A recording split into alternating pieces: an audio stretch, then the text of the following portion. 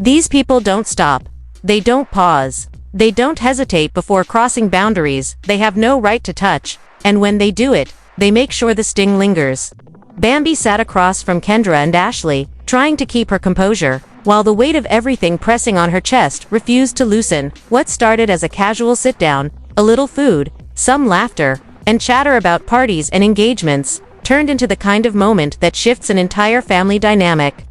Bambi wasn't prepared for it, but the truth doesn't wait for preparation. It slices through whatever piece you thought you had left. When Kendra mentioned her engagement party, inviting everyone with a smile that tried to soften the room, Bambi smiled back, but her heart wasn't there. She congratulated her. She wished her well, but deep down her mind was still caught on the one place she could never escape from: the constant battle of being silenced and disrespected in her own home. Then the conversation drifted, as conversations do, sliding from celebration into gossip, from gossip into truth, from truth into betrayal. Ashley, in her casual tone, mentioned the christening, something so small in her voice, yet so massive it rocked Bambi to her core. At first, Bambi thought Ashley was talking about the new baby, the newest addition in the family that she barely even had the energy to keep up with anymore. But when Ashley slipped and said it clear all of the kids had been christened, something inside Bambi snapped. Her smile froze. Her fork hit the plate with a sound that cut the laughter from the air. She leaned in, the blood draining from her face, her hands trembling not from weakness but from rage.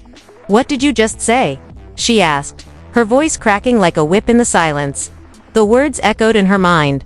Her children, christened, without her voice, without her presence, a mother excluded from her own children's spiritual milestone, replaced by a grandmother who has always treated her like an afterthought. She pulled out her phone, her fingers fumbling to dial, because disbelief wasn't enough. She needed confirmation. When Zane answered, his tone casual, his voice calm, it only made it worse. "Yeah, babe, they did it. Mama had everyone together. The kids got christened except Imani." Every syllable was like a knife turning in her chest. Her head dropped for a moment, a low laugh escaping her lips, but it wasn't laughter, it was pain trying to mask itself. "So they all went, and I wasn't even told." Her hand trembled as she gripped the phone, but Zane had nothing to give her. No apology. No explanation that could clean this up. She ended the call before she could scream, because the fire boiling inside her was too hot to contain. "These people don't stop," she said again, her voice sharper now. "They don't stop. They do not stop." She wasn't saying it for Kendra. She wasn't saying it for Ashley. She was saying it for herself. To remind herself of the pattern she has seen play out again and again, because this wasn't new. This wasn't a one-time mistake. This was Mamadee's way of stripping her of her power as a mother, of stepping into roles that weren't hers to claim. Kendra reached for her hand, whispering soft words, trying to calm her, trying to remind her she wasn't alone. But Ashley leaned back in her chair, her eyebrows raised, her lips curling in that knowing smirk that only made the sting worse. "It feels deliberate," Ashley said. "Like she wanted you to find out this way. Like she wanted to prove she could do it without you?" The words fell heavy, because they sounded too true, too sharp, too perfectly aligned with everything Mamadee had done in the past. And in that moment, memories came flooding back, uninvited but undeniable. The time Mamadee humiliated her by posting a fake obituary about her own mother, a cruel stunt that proved there were no limits to her pettiness. The countless digs, the whispered insults, the way she's always been painted as the villain, the outsider, the problem in the family. And now, the christening of her children, done in secret, done behind closed doors. Done with cameras flashing, and smiles plastered across faces that didn't even think to pick up the phone and include her. Bambi felt her chest tighten, her breathing uneven, her hands clenching into fists under the table. She tried to keep her composure, but every part of her wanted to scream, to cry, to demand answers no one seemed willing to give. For her, this wasn't just about a ceremony. This was about respect, about being seen, about being valued as the mother of her children. And once again, she had been erased. The more she sat there, the more the rage built. The christening wasn't just a betrayal, it was war. Mamadee had made it clear, she didn't just want influence, she wanted control. She wanted to be the decision-maker, the one who called the shots. The one who stood taller in front of everyone while Bambi was pushed aside like an afterthought. And if Bambi let this slide, what would be next? What else would they steal from? Her voice shook as she finally let the words fall. heavy and final. Something has to change. Because if they think they can keep doing this to me, they're going to see a side of me they've never seen before. The silence after the call was heavier than anything Bambi had ever felt. It wasn't just silence, it was betrayal wrapping itself around her throat, squeezing tighter every second. Her kids had been christened without her. Her role as mother, erased in the one place it should have been sacred. Every detail hit harder with each breath she took. The candles lit, the prayers whispered, the white gowns worn, all of it done without her presence, without her blessing, and worst of all, with mamadee smiling like the orchestrator of a ceremony she had no right to claim. It wasn't a mistake. It wasn't oversight. It was theft. And in Bambi's mind, theft this bold wasn't just petty, it was war. That night, alone in her room, she replayed everything in her head. Zane's casual confirmation still echoed in her ears, each word carving deeper into the wound. He sounded too calm, too comfortable, too accepting of something that should have had him enraged right beside her, but instead, his loyalty stretched thin, torn between the woman who gave him life and the woman who gave him a family.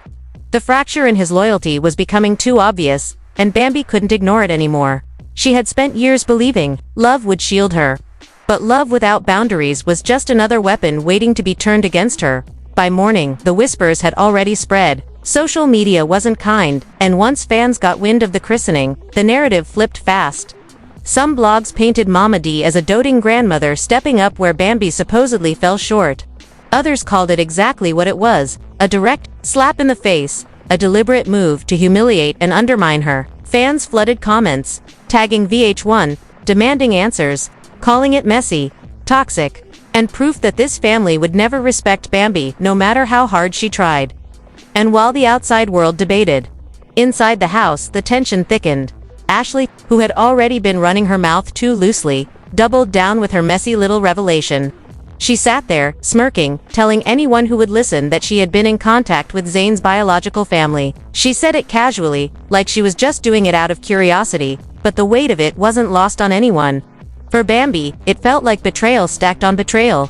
Not only was her voice stolen in her children's lives, but now her marriage was being cracked open with secrets she didn't ask for. The revelation that Big Zane wasn't really Zane's father threw the whole family into chaos. It wasn't just a name, it was legacy, identity, truth buried under decades of silence. Zane had found out through his grandmother, a dying whisper that shattered the story he had believed his whole life. Now he was drowning in questions, chasing answers from ghosts. And Ashley's involvement turned his search into a public spectacle. Instead of letting Zane process privately, she pushed it into the spotlight. Dragging Bambi into a storm she didn't ask to weather. The arguments between Bambi and Zane grew sharper. It wasn't just about the christening anymore, it was about loyalty, about money, about trust. She reminded him that she had 4 children to care for mouths to feed, for futures to protect. And she couldn't do that if he was slipping money behind her back to his mother every chance he got. The math didn't add up, and neither did the loyalty. For every dollar he gave mamadee, another door closed for their children. And still, he defended her, excused her, protected her like the woman who had just humiliated them both deserved more than the wife who built a life with him. Mamadee, of course, played her part perfectly. She strutted into conversations with her head high, telling anyone who asked that she was just looking out for her grandbabies, that she didn't need anyone's permission to do what she thought was right. She whispered to the family that Bambi was dramatic, that she was unstable, that she was ungrateful. She spun the narrative into a web where Bambi became the villain, a woman too sensitive to handle the realities of family. And because mamadee had years of charm, years of reputation, and years of manipulation under her belt, some of them believed her, but the fans didn't forget. They remembered the obituary. They remembered the shade. They remembered the pattern. Every time mamadee claimed she was acting out of love, the receipts showed a darker truth, that she was acting out of control, out of spite, out of a need to prove that no matter who married her son, she would always be the queen. Bambi's breaking point grew closer with every whisper, every smirk, every moment of silence from the people who should have defended her. Kendra stood by her side, but Kendra's support wasn't loud enough to drown out the noise. Ashley's smirks weren't just comments anymore, they were gasoline, pouring on the flames, making sure that every attempt at peace ended in ashes. And Zane. His silence was the loudest betrayal of them all. Because if your husband couldn't, stand up for you when your children were stripped from your arms in spirit and ceremony, then what was left to fight for? Bambi sat at the edge of her bed, scrolling through the comments, reading strangers put into words the pain she couldn't admit aloud. She deserves better. How do you christen someone's kids without the mother? Mamadee is toxic. Bambi should walk away. Every comment became a mirror, reflecting back the truth she had been too afraid to say. Maybe it was time to stop fighting. Maybe it was time to stop begging people to respect her role. Maybe it was time to burn the bridge and walk away. But walking away wouldn't come without a cost. Mamadee would twist it, frame it, make sure the story painted Bambi as the one who abandoned her family. Ashley would leak more, push more, stir more, until the blogs were boiling with narratives too twisted to undo. Zayn would be caught in the middle, his silence turned into complicity, his loyalty questioned from every angle, and the kids, her babies, would be stuck in a storm they didn't deserve. As the sun set that night, Bambi whispered to herself, not out of weakness but out of resolve, something has to give. Because I won't let them take another thing from me. And in the shadows of that vow, the stage was set for the inevitable. A showdown with Mamadee that would shake the family to its core. The air was already charged before Bambi even walked into the room. Whispers had spread across Atlanta, from the blogs to the beauty shops, from Instagram lives to family group chats. Everyone knew what had been done, and everyone was waiting for the explosion. They wanted to see if Bambi would bow her head again, swallow her pride, and let Mamadee's disrespect stand. Or if this would finally be the night the storm she'd been holding back came crashing down. When she entered, the silence cut sharper than knives. Mamadee sat in her chair like royalty, her eyes narrowed, her smirk daring Bambi to speak. Zayn was there, too, pacing nervously. The kind of man torn between two women who both demanded loyalty he no longer had the strength to balance.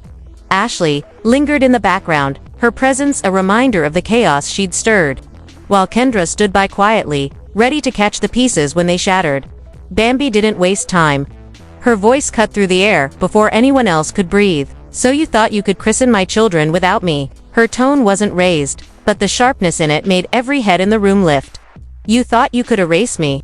You thought you could play God with my kids' lives while I sat at home like I didn't matter? Her hands shook as she spoke, not from fear, but from fury too deep to hold back. Mamadee leaned back in her chair, eyes wide but smile unwavering. I did what needed to be done. I'm their grandmother. I don't need your permission to bless my grandbabies. The words were meant to sound holy, righteous even. But to Bambi, they were poison wrapped in prayer. Bambi stepped forward, her voice breaking now, but the crack only made it stronger. You don't get to make that decision. You don't get to take that moment from me. I am their mother. I carried them. I birthed them. I protect them every single day. You think a few candles and a ceremony makes you their savior? No. All it makes you is a thief. You stole from me. And you did it with a smile on your face. The room tensed. Zayn's eyes darted between the two women, sweat forming at his temples, his mouth opening but no words coming out. For too long, he had been silent. For too long, he had let his mother play her games while his wife drowned in humiliation. And now, silence wasn't just cowardice, it was betrayal. Ashley shifted in her seat. The smirk that once seemed playful now dripping with guilt. She had been the one to confirm it. She had been the one to tell the story in a way that sliced deeper, that left no room for peace. And now, she knew the fire was too big to contain. I didn't mean to stir all this, she whispered, but Bambi spun around on her so fast, Ashley flinched. You didn't mean to. You didn't mean to sit there smiling while you told me my kids had been christened without me. You didn't mean to tell me you've been talking to Zayn's biological family behind my back, dragging me into mess I never asked for. Don't play with me, Ashley. You've been stirring this pot from the start. Her voice was ice cold and cutting, and Ashley's smirk finally melted into silence. Then it came the breaking point. Bambi turned back to Mamadee, her tears, now, streaming but her voice steadier than it had ever been. You've disrespected me for the last time. You put my mother's name in an obituary like it was a joke. You whispered about me to everyone who would listen. You painted me as the villain when all I ever did was try to protect my family. And now you took my children's christening from me. Do you understand what that means? Do you understand that there's no coming back from this? Mamadee's smirk faltered. For the first time, the weight of her actions flickered in her eyes. But before she could respond, Zayn finally spoke, his voice trembling but loud. Enough, Mama, you crossed The line, "I love you, but this was too much. You don't get to erase the mother of my children. You don't get to decide for us. You don't get to tear apart my marriage just because you want control." His words were meant to heal, but they fell too late, too soft, too broken, because for Bambi, the damage was already permanent. She looked at him, her face a storm of pain and resolve. "You let her do it. You let her walk all over me, again and again. And you never stopped her. You call that love? You call that marriage? You let me drown while you stood in silence." The room froze. The truth hung heavy, undeniable.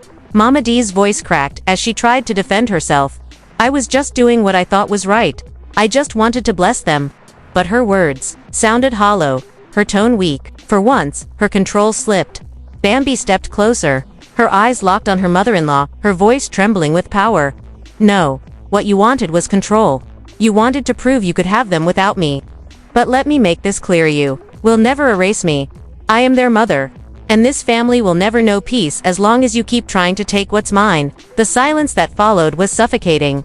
Ashley stared at the floor. Kendra blinked back tears. Zayn looked like a man who had finally realized the weight of his cowardice. And Mamadee, for the first time in years, had no words. Bambi turned to leave, her voice low but final. "Something ends tonight. Whether it's me trying to hold this family together or me walking away from all of it, something ends. Because I won't let you destroy me anymore." The cameras caught every step as she walked out, her heels striking like hammers against the floor, each step louder than the last.